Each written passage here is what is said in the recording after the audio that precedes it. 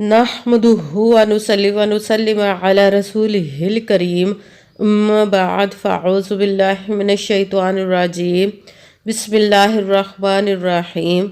मेरे मुअज़्ज़ज़ सामाईन इकराम, अस्सलामु अलैकुम व रहमतुल्लाहि व बरकातुहू।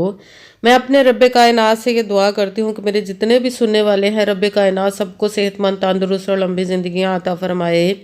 हम सब की हर मुश्किलों, परेशानियों, तंग दस्तियों में मेरा रब्बे कायनात हमारी मदद अता फरमाए।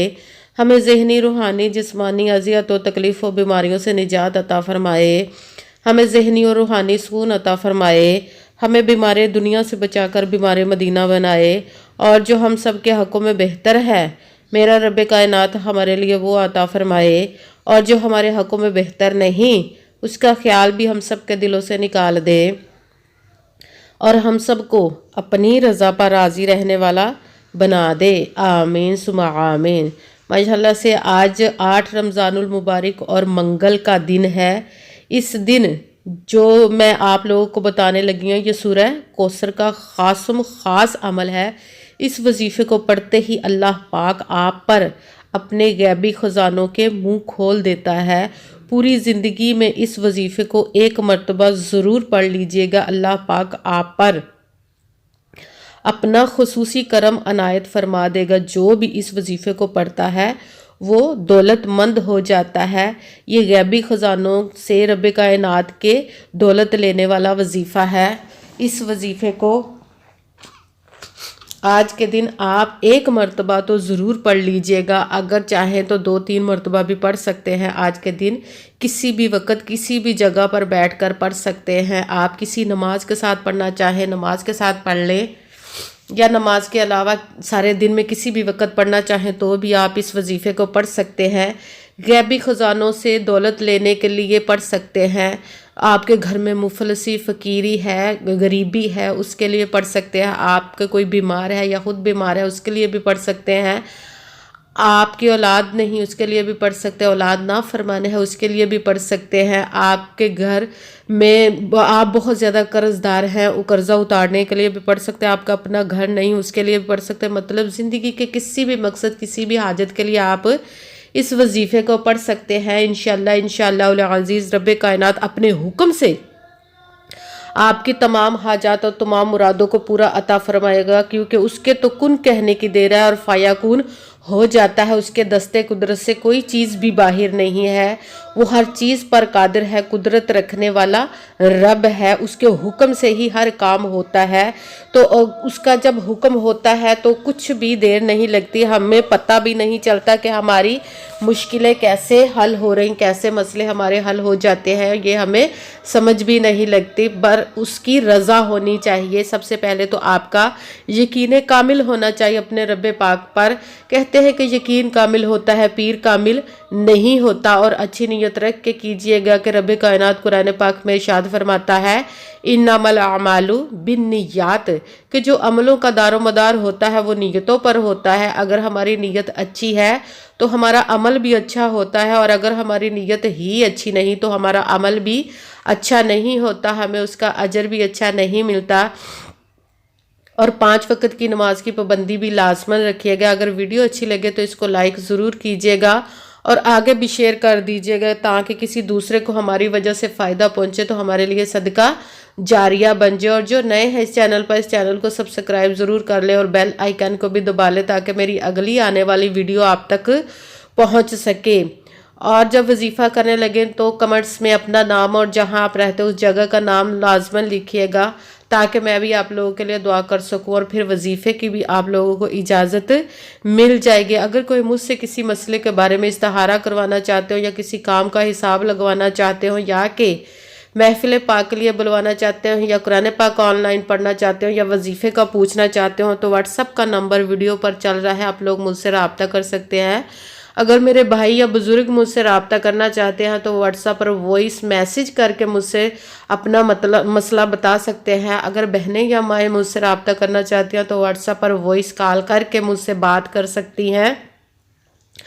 اور آپ نے پوری ویڈیو کو دھیان کے ساتھ سن کے سمجھ کے پھر وظیفے کو کرنا ہے۔ ایسا نہ ہو کہ آپ ویڈیو کو چھوڑ کر سنیں اور پھر وظیفے کی سمجھ نہ لگے اور آپ وظیفہ کرنے لگے تو وہ ٹھیک نہ ہو۔ آپ نے اپنی طرف سے نہ تو وظیفے میں کسی لفظ کو کم کرنا ہے اور نہ ہی زیادہ بڑھا کر پڑھنا ہے۔ اس طرح جب ہم کم یا زیادہ بھی کر دیتے تو ہمارا وظیفہ وہ ٹھیک نہیں ہوتا۔ اس لیے جس تعداد اور جس ترتیب کے ساتھ میں آپ لوگوں کو وظیفہ بتاؤں گی اسی تعداد اور اسی ترتیب کے ساتھ آپ نے اس وظیفے کو پڑھنا ہے۔ آپ نے کسی بھی وقت اس وظیفے کو پڑھ سکتے ہیں، کسی نماز کے ساتھ پڑھنا چاہیں تو بھی پڑھ سکتے ہیں، آپ ویسے بھی پڑھنا چاہیں تو بھی پڑھ سکتے ہیں، آپ گھر میں، آفس میں، مدرسے میں، مسجد میں، دکان میں، یونیورسٹی میں، کہیں پہ بھی بیٹھ کر آپ اس وظیفے کو پڑھ سکتے ہیں۔ مگر جب وظیفہ پڑھنے لگے تو بالکل خاموشی، توجہ، سکون کے ساتھ وظیفہ کرنا ہے۔ وظیفے کے درمیان نہ تو آپ نے کسی سے بات کرنی، نہ ہی اٹھنا، نہ فون استعمال کرنا ہے۔ پورا وظیفہ پڑھ کے ہی آپ نے کسی سے بات کرنی ہے اور اٹھنا ہے۔ یہ اتنا ٹائم نہیں لگے گا، بہت کم ٹائم لگے گا اور ہماری زندگی کے اتنے بڑے بڑے مسئلے حل ہو جائیں گے۔ رب کائنات اپنے حکم سے ہماری مدد عطا فرمائے گا انشاءاللہ انشاءاللہ العزیز۔ سب سے پہلے آپ نے باوضو ہو کر بیٹھ جانا ہے، کہیں پہ بھی بیٹھ رہے ہیں۔ سب سے پہلے آپ نے ایک مرتبہ درود پاک پڑھنا ہے۔ کوئی سا بھی درود پاک پڑھ سکتے ہیں، مگر بہتر ہے کہ درود ابراہیمی جو نماز میں پڑھا جاتا ہے وہ والا درود پاک پڑھ کے اپنے وظیفے کو شروع کر دے۔ سب سے پہلے نمبر پر جو 2 اسم پڑھنے ہیں، اللہ اور اس کے پیارے محبوب کا اسم مبارک آپ نے ملا کر پڑھیں گے تو 1 گنا جائے گا۔ اس طرح یا اللہ یا محمد، ایک مرتبہ، یا اللہ یا محمد 2 مرتبہ ہو گیا۔ اسی طرح آپ نے یا اللہ یا محمد، یا اللہ یا محمد، یا اللہ یا محمد، اس کو آپ نے 7 مرتبہ 7 ٹائم پڑھنا ہے۔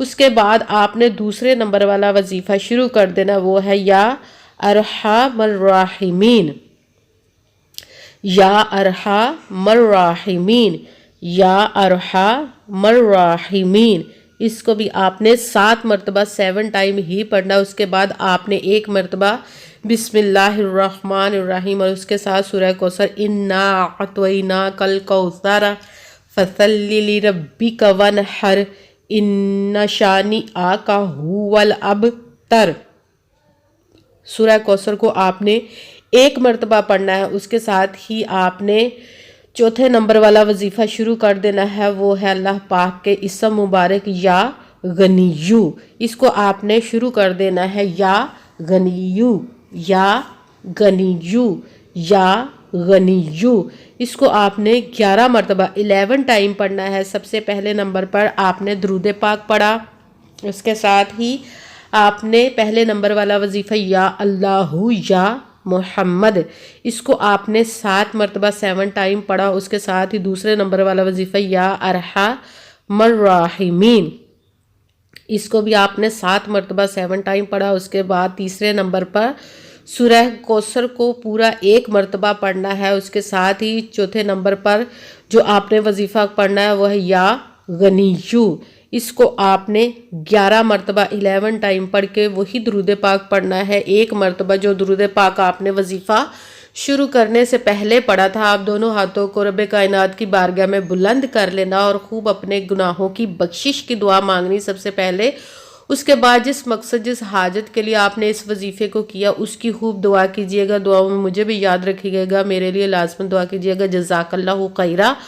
اور جس مقصد جس حاجت کے لیے آپ نے اس وظیفے کو کیا، رب کائنات اپنے پیارے پیارے ماہ مبارک کے صدقے اور اپنے پیارے محبوب کے صدقے اور اپنے حکم سے آپ کی تمام نیک و جائز حاجات کو قبول و منظور عطا فرمائے گا انشاءاللہ انشاءاللہ العزیز، آمین ثم آمین۔ السلام علیکم ورحمۃ اللہ وبرکاتہ۔